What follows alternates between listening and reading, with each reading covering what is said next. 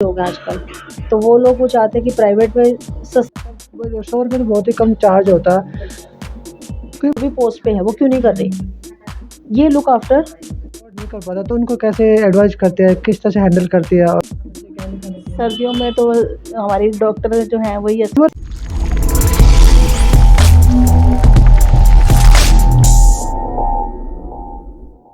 नमस्कार, मैं विजय कुमार पूनिया, आपका हमारे चैनल पे स्वागत है। और मैं खड़ा हूँ इस वक्त उत्तम नगर के अंदर और ये पीछे देख सकते हैं बॉर्डर फैमिली क्लिनिक। और जो चार्ज लगता है इनका कंसल्टेशन फीस है 100 रुपया और पर डे मेडिसिन 70 रुपया। यानी कि अगर आप एक दिन की मेडिसिन लेते हो तो 70 रुपीज़ आपको देना पड़ेगा। और मैं अभी चलता हूँ सेंटर के अंदर चलता हूँ मैं लेके आपको। और ये देखिए हम अंदर एंट्री कर गए हैं और अब आपको मैं एक एक करके पूरे सेंटर की वीडियोग्राफी आपको दिखाता हूँ।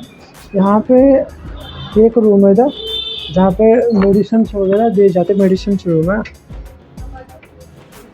और उसके अलावा ये अब हमने डॉक्टर्स रूम में एंटर कर लिया। ये सारी बालकनी जहाँ पे लोग बैठते हैं, पेशेंट आते बैठते हैं।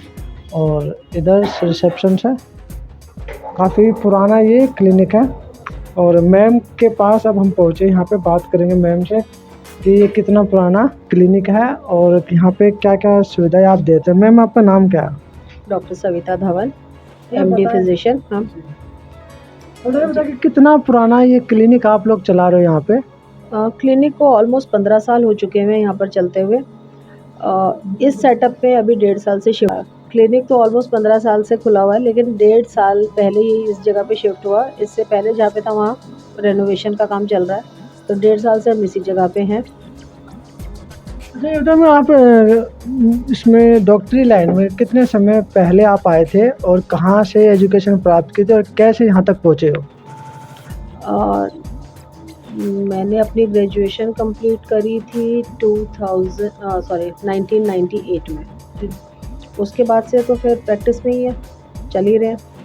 और प्रैक्टिस में है कि पहले एयरवेन हॉस्पिटल में थी, वहाँ थी, रेलवे हॉस्पिटल में थी, उसके बाद सीसीआरटी में थी जो कि सेंट्रल गवर्नमेंट का है।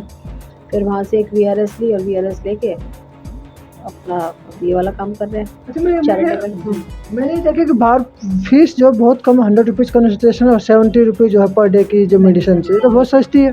बिल्कुल, ये असल में हमारा जो सेटअप है ना, मैंने पहले भी शायद हम एक बार मिले हैं, तब आपको ये चीज़ बताई थी कि मेरा जो एम है वो है कि अफोर्डेबल प्राइस में सबको मेडिसिन मिल जाए। क्योंकि हर कोई दीनदयाल या आसपास बड़े हॉस्पिटल में, सरकारी हॉस्पिटल्स में नहीं पहुंचता क्योंकि वहाँ पे रश होता है, सब कामकाजी लोग हैं आजकल। तो वो लोग वो चाहते हैं कि प्राइवेट में सस्ती दवाई मिल जाए, और जब वो लोग जाते हैं प्राइवेट में तो 700-1000 रुपये फ़ीस देना वो अफोर्ड नहीं कर पाते। तो हमारा जो काम है कि दोनों के बीच में फ्री भी ना हो और एक अफोर्डेबल हो जाए पेशेंट को, तो उस हिसाब से खोला हुआ है। अच्छा, जो टेस्ट वगैरह होता है क्योंकि टेस्ट तो बहुत महंगे ही होते हैं ना? बिल्कुल, हमारे जो टेस्ट भी हैं वो भी चैरिटेबल रेट्स पे हैं, कोई ज़्यादा कॉस्टली कुछ भी नहीं है। मतलब जो बेयर मिनिमम प्राइस होता है हम पेशेंट से सिर्फ उतना ही लेते हैं। कहाँ से पेशेंट आते हैं आपके पास?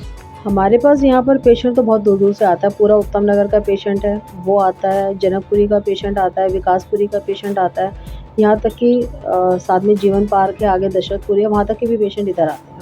हम दशरथपुरी के भी आते हैं, जनकपुरी आसपास तकरीबन सभी जगह से आते हैं आपको। इसी चीज़ को देखते हुए हमने अपना दशरथपुरी में एक दूसरा सेंटर खोला है, क्योंकि जो पेशेंट वहाँ इतनी दूर से यहाँ पर आता था उनको वहाँ पर नज़दीक हो जाए, ताकि पालम और दशरथपुरी का पेशेंट हमारा उस एरिया में कवर हो जाए।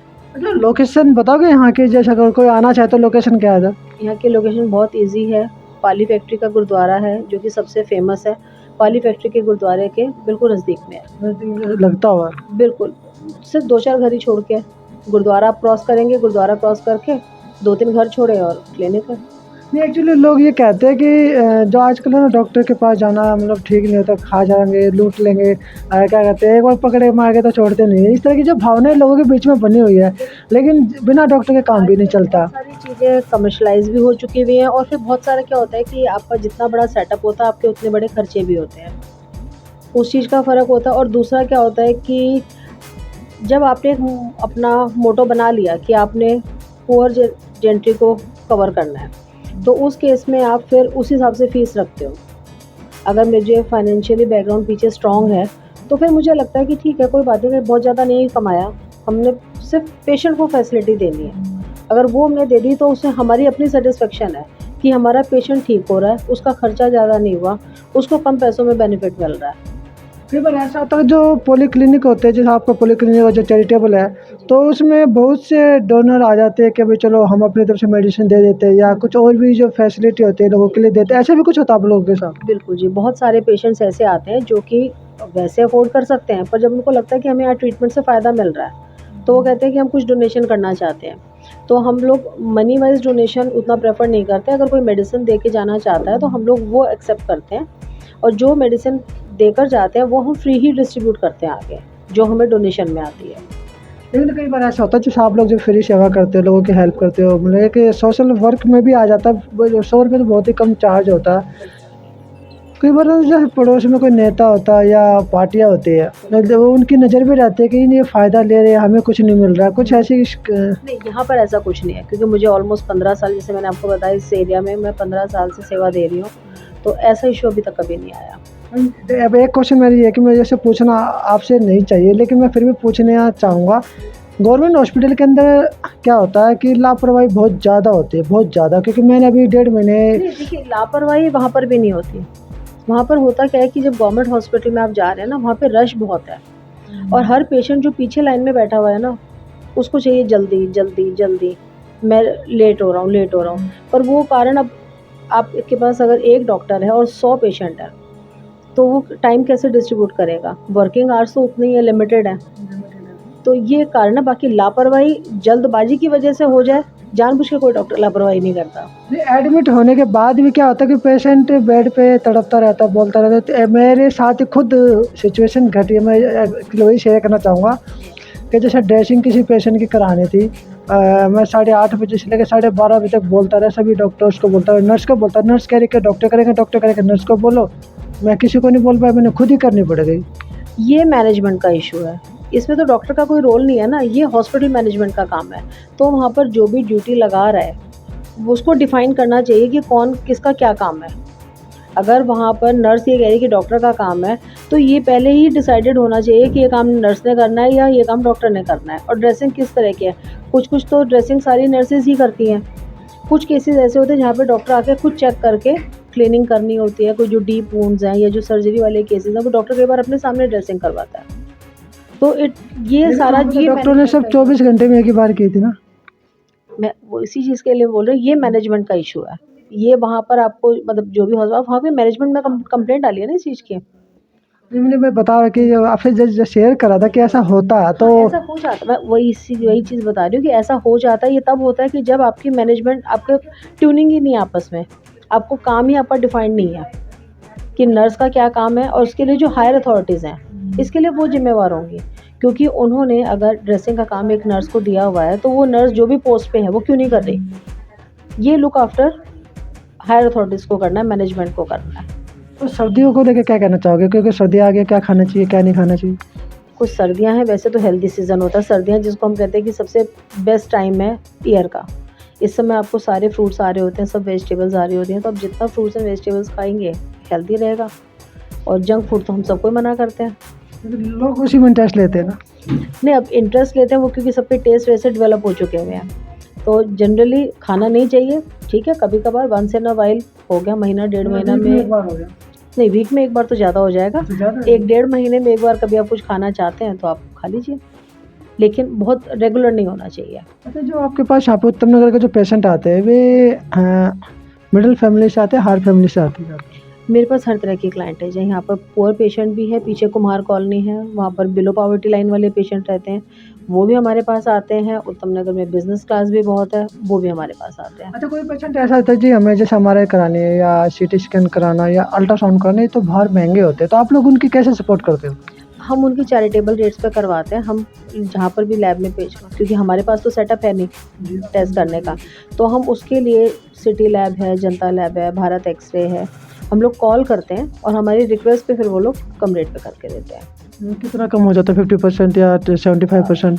इसके लिए आपको लैब वाली मैडम बाहर ज़्यादा अच्छे से बता पाएंगी। तो हमसे बात करते हैं एक बार और। मैडम हमारे साथ है जो कि जो पॉलीक्लिनिक है, जिसमें अभी हमने मैम श्वेता धोनी जी से बात की थी, तो जो MRI, CT स्कैन, एक्सरे और अल्ट्रासाउंड और ब्लड टेस्ट जितने भी होते हैं उन सबको मैनेज करती है क्या, ताकि कोई अगर पेशेंट आता जो अफोर्ड नहीं कर पाता तो उनको कैसे एडवाइस करती है, किस तरह से हैंडल करती है और उनकी हेल्प कैसे करती है, तो सारी जानकारी दे दें। मैडम थोड़ा नाम बताइए सबसे पहले आप अपना। मेरा नाम लीना सहगल है। मुझे बताइए कि जैसे कोई पेशेंट अगर आ जाता है तो आप उसकी हेल्प कैसे करते हो, क्योंकि अल्ट्रासाउंड हमारी तो महंगी होती है बाहर। वो हमने एक दो लैब से बात की हुई है, जैसे तिलक नगर भारत एक्सरे, डाबरी मोड़ स्पार्कल लैब।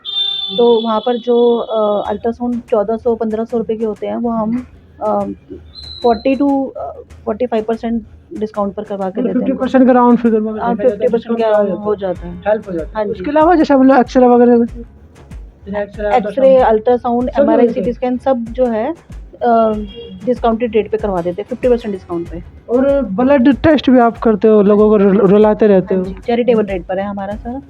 क्या रेट होता है उन लोगों का? हमारा जैसे अब बाहर पेशेंट टेस्ट करवाने के लिए जाते हैं, जो विटामिन D3 है, विटामिन B12 है, बहुत कॉस्टली है बाहर, जो पेशेंट अफोर्ड नहीं कर सकते, वो हम 50% डिस्काउंट पे करते हैं। आप कौन कौन से टेस्ट यहाँ पे खुद करते हो?